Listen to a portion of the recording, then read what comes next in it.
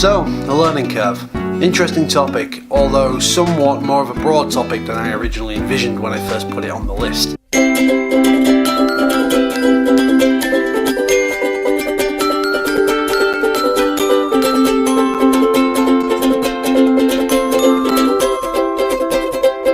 Life can be considered one big learning curve because you're always developing something, learning something, changing something, having to adapt to situations that happen around you. I suppose to be specific in this is quite difficult when you consider the amount of times you have to learn something over the course of your life. From something basic like a new piece of equipment at work that you might have to learn how to deal with in some form or another, or to something complicated like moving to a new country and having to adapt to their culture, their ways of doing things, their particular processes, and things may differ from your old way of doing things. Thinking about it, you could probably pin down one thing every day that you learn that is either new or you're adjusting something you already know to fit a different kind of circumstance, which is actually quite fascinating to know that our brains are constantly adapting to new situations. Like the camera, for example, I'm filming on is currently adapting to the constantly shifting lighting in here because I've got two big windows there and the sun's shining in. But I'm not adapting to that particular change because I don't have time, so I'm just dealing with that later in editing, or rather probably not doing much towards it at all. But despite what I said just a few moments ago about learning something new or changing the way you do something or look at something every day, I can't actually pinpoint anything I've done that's particularly new or different or exciting in my life. I'm sure there are small things at work such as how you request vacation time and things like that. A lot of stuff at work has changed recently from the paper-based system to a computerized system. Like I said, whether you request stuff like vacation time or you're looking for certain rules and guidelines on a certain procedure,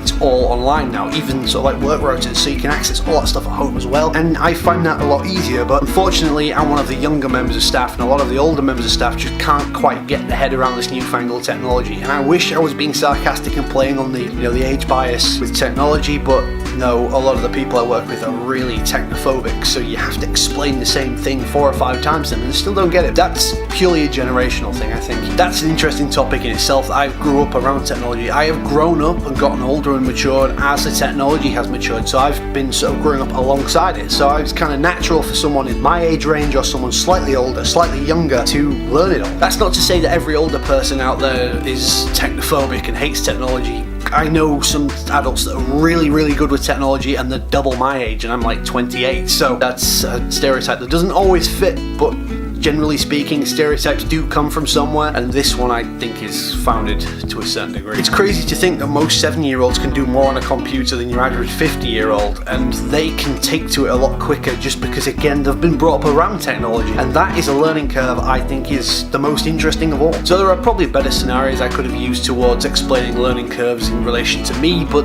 that's all you're getting. I don't even know who's tomorrow. It's not Matt, because Matt posts on Mondays, I know that. It's someone. Just as a quick aside, there's going to be a lot going on in NFI in the next couple of weeks, hopefully, because I'm doing some travelling with a couple of members of the NFI community, one of which is Nick Coover, another one is Brendan Ellis. We're travelling around England and seeing the various sites and things and trying to show Nick as much as possible in a short space of time.